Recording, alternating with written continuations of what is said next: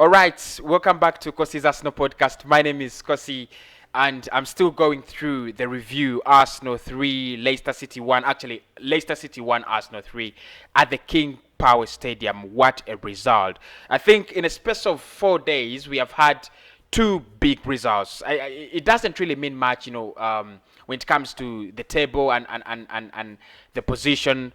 Yeah, I know everybody's going to say that, but I think it is a test of character, and I think we passed it. You're one goal down within 7 minutes, and at the end of the first half, Arsenal is 2 goals to 1. That was really brilliant, and of course there are things I did see in players like Pepe and players like Willian that we have not been seeing for quite some time, and I think that is where we need to discuss much more. So we are going to be doing the player ratings, and I know you're going to give Pepe a 9 out of 10. At least I know you're going to give Willian 8.5 or 8 out of 10. Those ones I know. But we need to rate players like Cedric, rate players like Granit Xhaka, who I think was very key in that performance. Many people won't give him credit because our focus is always on those players that are, that help us going forward. But if you look at how he tried to manage that, Leicester City midfield, and I'll talk about him in a minute. I think he was really brilliant, on the evening. So let's start with Ban Leno, who was starting in goal. That is the starting 11. Leno, Luiz, Mari, Tierney, Cedric, Mohamed Elneny, Xhaka. That was a surprise midfield for me. Pepe, Smith Rowe, Willian, and Alexander Lacazette. That is the starting 11. And I'll start with Leno. I think I don't blame him for the goal we conceded. That was, maybe he should have done better. Someone is could tell me that. If he had saved it, it would have been brilliant. But since he didn't save it, I don't blame him, and nobody should actually blame him for that goal. It was nothing. It had nothing to do with Ban Leno's failures or lack or quality or anything. It was on Granit Xhaka, Pablo Mari, and whoever was supposed to chase down Yuri Telemans 40 yards, 50 yards away from our goal. So I'll give Leno a 6.5. I think his performance is a little bit, improving by the day. Game in, game out, he's improving. Although you'll still say that Emi Martinez is the better goalkeeper this season. He's doing tremendously well at Aston Villa. So I'll give Leno that 6.5 out of 10. Pablo Mari and David Luiz, another surprise, centre back partnership. I didn't expect. It was totally, a surprise. I didn't think Mikel Arteta was going to actually bring those two, and he keeps on changing the centre back partnership like hell. I do not know why. I don't get it why. Today we're using Mari and Holding. The next day we shall use Holding and Gabriel. The next day Luiz and Gabriel. I don't know why he really rotates them like that. Pablo Mari, heavily blamed for that goal we did concede. But I also have to say, throughout the game, he was very solid, and he was actually good. Apart from that mistake, 6 minutes, 7 minutes into the game, Yuri Telemans gets a free coupon to our goal. I think the rest, in the rest of the game, he was absolutely brilliant. So I'll give Pablo Mari a 6 as well, and I think he's not the man I was expecting to start that game. He didn't, other times actually he has started this season. I don't think he has proved, he has disappointed us. He has proven to be quite resourceful and helpful. So let's go with a 6. For me, David Luiz gets a 7 out of 10 today. The way he contained Jamie Vardy, and that was the real deal, because Brendan Rodgers, coming into this game, he thought he was going to dominate the game, so he brought on 2 strikers just to put a little more pressure on the Arsenal defense. But the way David Luiz played around Jamie Vardy, the way he played around Kelechi Iheanacho, that was brilliant. I think he's one of our best defenders this season, and he was one of our he was our worst defender last season. So there is a big difference. There is a lot of improvement when it comes to David Louis in those areas, and I'm really impressed. I have to admit, I'm really impressed with David Louis, and I was impressed with him against Leicester City. 7 out of 10. Cedric Soares did play against not against, but ahead of Hector Bellerin. Many people never wanted to see Bellerin, or most of us really want to see Bellerin, get a breather, rest, get out of that Arsenal team and so on. And it really happened. He got a breather. Cedric played. I think he played well, but there is that thing that doesn't come for me when it comes to Cedric. There is that thing he doesn't do. Of course, Bellerin doesn't do it. I'm not saying something that he doesn't do that Bellerin does, but there is that thing that I just don't feel about Cedric's, kind of play. When you look at a player like Kieran Tierney, you feel like he's a complete fullback. Cedric is not a complete fullback, just like Hector Bellerin. He played well. He was better. I think was a little bit more solid, especially by the fact that he had to deal with Harvey Barnes, and you know how scary that name is this season. Until he went off. Even when he went off, I think Cengiz Under posed a really good threat, but Cedric's remained solid. Going forward, I didn't see much of him, trying to break through lines and get over, to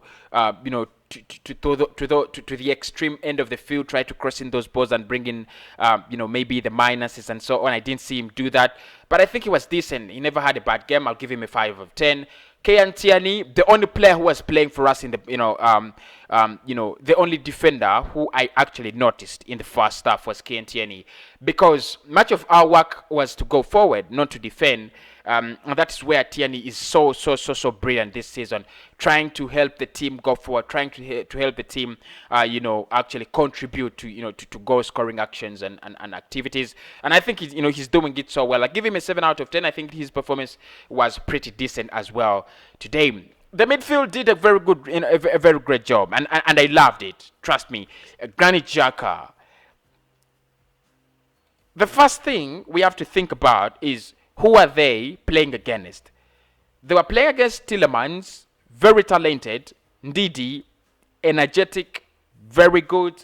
They were playing against Barnes. Of course, Barnes was playing, far away from the midfield, but he was always getting involved in that in those midfield issues. So you could see the amount of quality we were playing against. It was actually overwhelming. With Maddison away, Yuri Tielemans took the show. He did everything for Leicester City. Even the little they got out of the game, I think it is courtesy of Yuri Tielemans. So when I say I'm impressed with Granit Xhaka, it's because I know how good Leicester City are in the midfield. And I'll give Granit Xhaka a 7 out of 10. I think to stop Leicester City from controlling a game, you've got to be on top of your game 90 minutes, and he was. Trust me, he was. One of the things I really loved, about him in that game, he got fouled more times than he found himself in a position where he was fouling someone, and not so many Arsenal fans are gonna think about that. Not so many Arsenal fans are gonna give him credit for that, because we have a bias against him in the Unai Emery Iran incidences. But I think for the later half of the season, he's become a very important player in our season, and it's something I can't throw away. It's something I can't reject. It's something I cannot actually overlook. Xhaka was brilliant, and he's been brilliant for the last 10 games or 15 games, and I'm really in love with the fact that he's becoming brilliant. Although I want him to leave the club, so I'll give him a 7 out of 10. And Mohamed Elneny gets a 5. For me, he didn't do anything. I don't know whether I didn't see him or I was actually completely biased because I never wanted him to start for Arsenal. But there is no way of convincing me that he did so much in that game. What did he do? I don't like his passing. I don't like his movement. I don't like his pace. But anyway, I'll give him that 5 out of 10. Until he left the pitch. Emily Smith Rowe got injured. He didn't do much before he got injured. I'll give him a 5 out of 10. I think Martin Odegaard was a little bit better than Smith Rowe when he came on. Pepe, of course, the man of the match. Everybody gave it to him. He scored, and he was all over the place. Every goal scoring action, every goal scoring opportunity Arsenal created, it was courtesy of Nicola Pepe. Is our 72 million pounds starting to reflect after all? Now, well, look, I don't know, because players do not set prices and fans do not set prices on players, but I think if you have Pepe play like that for 10 consecutive games, he gets the confidence, he gets the rhythm. It's gonna destroy clubs. This was Leicester City. There are players like Soyuncu. There are players like, Castagna. They're not Burnley. And it's one thing I really like about Pepe. And I think it's one of the qualities he has that players like Bruno do not have. Now, this is like a crazy comparison, but I'm not really comparing the two players. I'm just, trying to offer reference.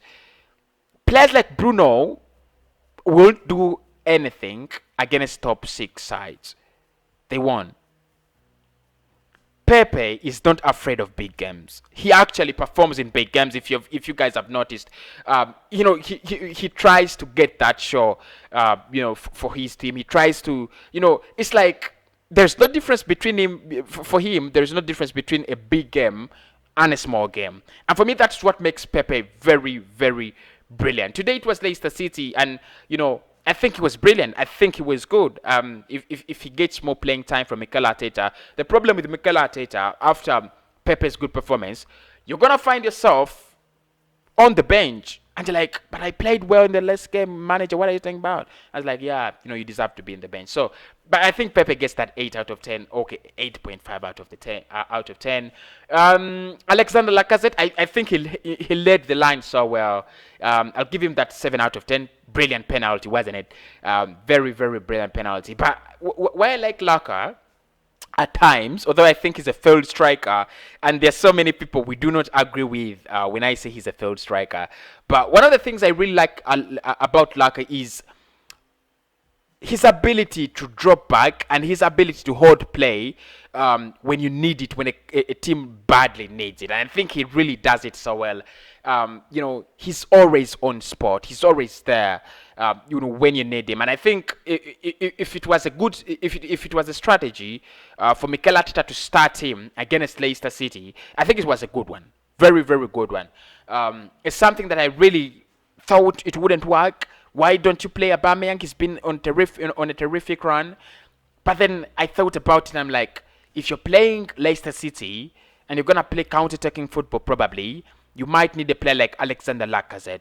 Hold play, wait for Pepe, wait for Willian, wait for whoever is gonna play on the wings to make the runs, and then release that ball. So it was a very good strategy from Mikel Arteta. I'll give 7 to Alexander Lacazette, and I'll give an 8 to Willian. That guy.